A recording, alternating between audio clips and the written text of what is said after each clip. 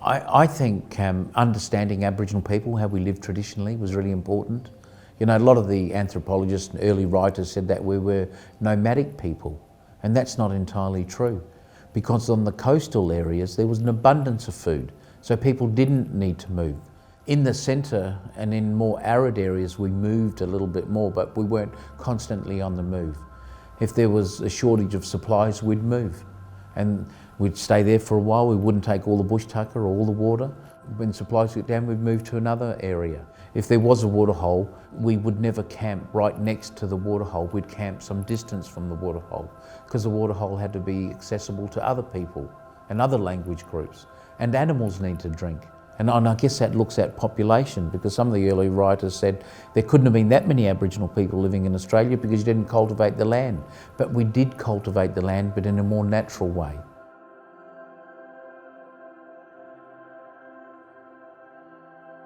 We've got totems. Your totem can be an animal, can be a tree, an insect, it could be part of the environment. And the way you get your totem is where you're conceived. So if you're conceived in that area over there, and that's part of the kangaroo dreaming, the spirit from that place goes to the baby, and the baby has that spirit. You get spiritual strength from your totem, but in turn you have a duty of care. One of my brothers is a corkwood tree, and we cut the corkwood tree down and we strip the bark off, and we burn it, and we get the ashes and mix it with some other ingredients and make an ointment. But we don't damage too many corkwood trees, because that's like damaging your brother.